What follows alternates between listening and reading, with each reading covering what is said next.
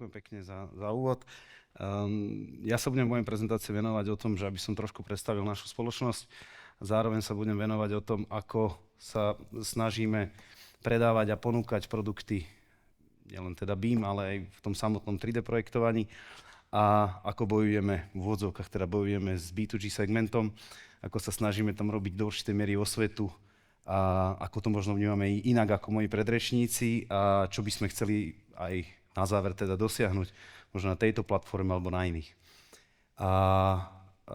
Spoločnosť Belly SRO je projekčná architektská spoločnosť, ktorá je na trhu 11 rokov, má 20 zamestnancov v TTP pomere a 7 interno-externých kolegov, špecialistov, ktorí s nami spolupracujú na vytvorení projektových dokumentácií. Moja snaha v tejto prezentácii bude približiť situácie, s ktorými sa stretávame pri predaji, realizácii a expedícii projektov a služieb, primárne teda B2G segmentu, ako som hovoril, tomu sa budem venovať. Ja nie som teda, aby som to vysvetlil, nie som projektant, nie som BIM projektant teda, som človek, ktorý sa pokúša robiť prácu, ktorá ho baví a náplňa a to ponúkať aj svojim kolegom, tak aby sme vytvorili niečo dôležité pre toho klienta a vytvorili ten cieľ, a to sú dobré projekty s dobrými stavbami a s tým hotovým cieľom, aby ten užívateľ to mal tak, ako by to mal mať. Čo a ako? Ja si využijem toto, asi áno. Čo a ako predávame, čo ponúkame a čo využívame. Čo predávame? Predávame produkt, predávame hodinu, predávame službu, dielo, čo vedie ku kompletnému dielu. My sme si to museli rozdeliť na tieto jednotlivé segmenty, aby sme dokázali v pohľade nášho CRM dokázať riadiť, či už sú to projektanti, či už to profesisti, či už to je klient, aby nám dal dáta, alebo to je aj vlastne ten finál, to znamená inžiniering, výstavba budovy a následne teda tá kolaudácia. Ako jedine dlhodobým klientom, ktorí nás spôsobom tzv. Perhuba posúvajú ďalším svojim známym a klientom a samozrejme teda v tom B2G segmente cez trhové konzultácie a cez následne, keď vyhráme tak verejné obstarávanie, tak tam sa snažíme byť úspešní. Čo ponúkame, to je tá komplexnosť prístupu, kde musíme definovať zadanie, kedy klient príde s potrebou produktu, my sa ho opýtame otázkou na cieľ, sa dostaneme ku službe, ktorú spracujeme v eurách za hodinu, kde odovzdáme dielo. To musíme zvýrazniť zásadný rozdiel medzi potrebami B2C, B2B a B2G segmentu. Tie rozdiely sú veľmi zásadné z pohľadu času, z pohľadu rozsahu a zakomponovaných ďalších tímov. To znamená, ten B2G segment, budeme sa tomu venovať, je veľmi náročný na naštudovanie si tých víziev, na predstavu toho finále, akým spôsobom sa bude podávať žiadosť o to financovanie, akým spôsobom to bude obstarávané následne, ako to bude aj realizované. Čo využívame? Využívame tvorivých našich zamestnancov, ktorí sa snažia do toho dať čo najviac svojich skúseností, ktoré majú, softverové vybavenie špecifické teda pre profesie, pre KPS, pre architektov, rozpočtárov a teda efektívne riadenie z pohľadu CRM, čo používame vlastne náš takzvaný interno upravený systém. Aký máme ročný podiel B2C, B2B a B2G segmentov?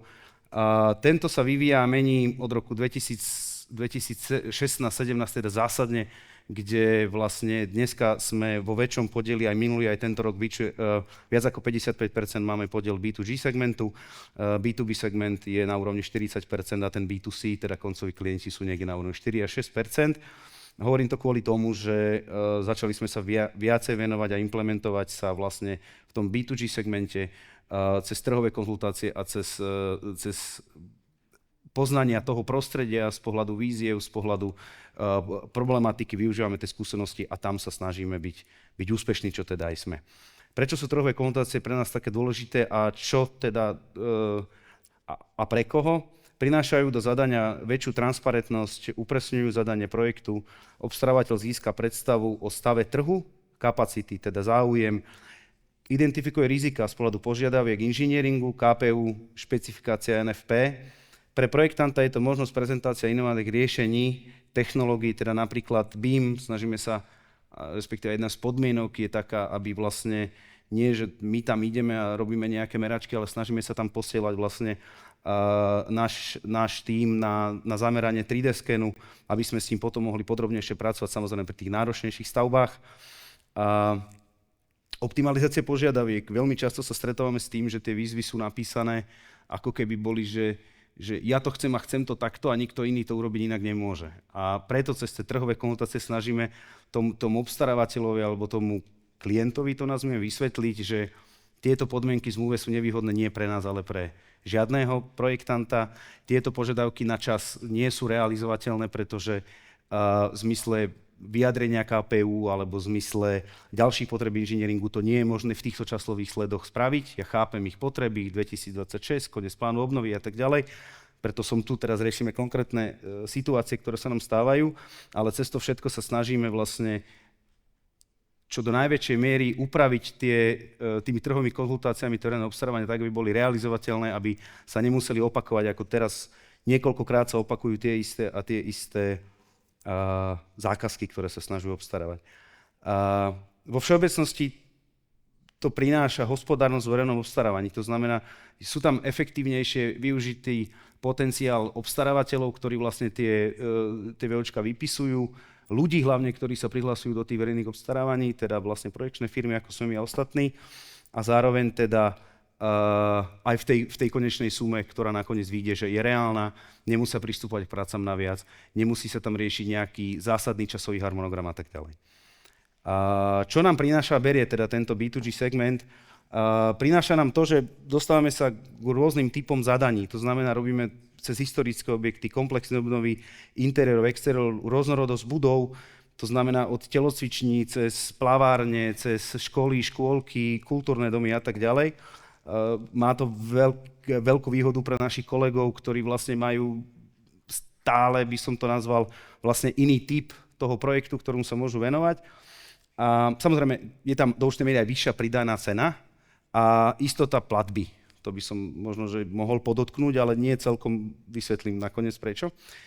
A čo berie? Vyžaduje si to veľký čas na prípravu. To znamená, že aby sme tú výzvu pochopili, aby sme ju načítali, aby sme načítali benchmarky, oprávnenosť výdavkov NFP, to upravili s klientom v zmysle zadania a aby vlastne aj to zadanie bolo realizovateľné v zmysle samotnej výstavby.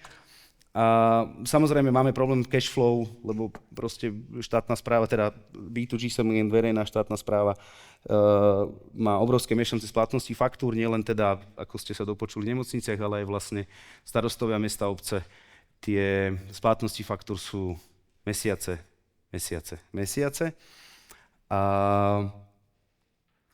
A nemožnosť plánovania spoločnosti projektových dokumentácií, pretože veľmi často príde výzva, ktorá nie je naplánovaná.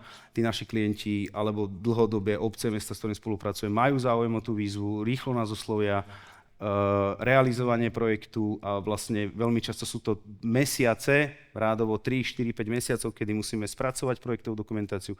Tá sa musí ešte samozrejme zrealizovať stavebné povolenia, následne musí byť aj obstarávateľ vybratý na to, aby tá výzva bola úspešná, mala čo najviacej bodov. Čiže sú to veľmi veľké časové tlaky, kedy musíme vlastne upraviť tú cestu tej firmy, aby to bolo ako má. By som asi trošku postúpil, vyzerá, že mi to letí. Prečo využívame Revit? Ja trošku odskočím. Je to jednoducho. Efektivita projektovania od roku 2015 pracujeme v Revite a postupne pripájame ďalšie a ďalšie typy projektov. Ten základ je jasný. Architekt spracuje v zmysle parametrov štúdiu, odprezentuje, konštruktor spracuje KPS, pošle profesie, odprezentuje, expeduje. Tento proces sa zefektívnil, keď sme to robili v 2D o takmer 30 až 50% v závislosti od čoho. Sme najväčší z malých a najmenší z veľkých, nedá mi to nespomenúť, pretože toto logo sme si stanovili kvôli tomu, že našou veľkosťou dokážeme klientovi zabezpečiť komplexnosť informácií, avšak bez veľkého podielu nevýrobných zamestnancov.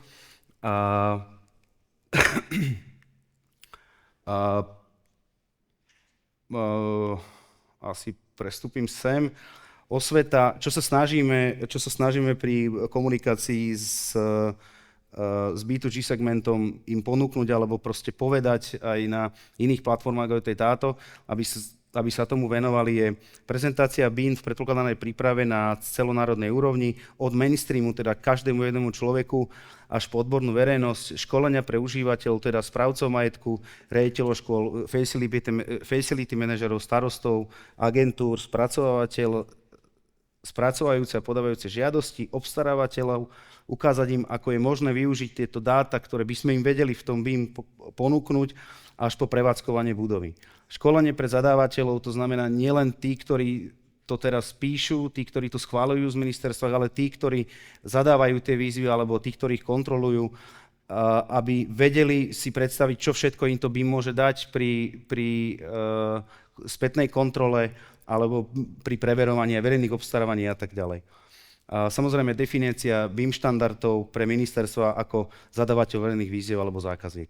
Výzvy, financovanie projektových dokumentácií, je to veľký problém spojený s financovaním miest a obcí, kde je veľmi malý priestor na investície napríklad do projektov, avšak tí vedúci tých obcí majú záujem, starostovia, primátori majú záujem o tie investície, avšak riešia ten spôsob financovania. Ukázať zadávateľom možné využitia, naučiť ľudí, ktorí sú v kontakte s týmito projektmi a čítať BIM, to sa tu už dneska vravelo. To znamená úrady, správcovia, zadávateľa, obstarávateľa a posudzovateľa tých projektov, aby vedeli, ako im to strašne môže pomôcť, čo my samozrejme všetci vieme. Výhody pre dodávateľov stavieb, naučiť aj tých menších dodávateľov stavieb, ako ich to môže ukázať, ako im to môže pomôcť, že to nie je strážny pes, že to je pomoc pri realizácii stavby a ukázať im tú jasnú úsporu času, presnosť. Dlhodobé plánovanie víziev a investícií z pohľadu zahltenia trhu a potreb verejnej a štátnej správy, napríklad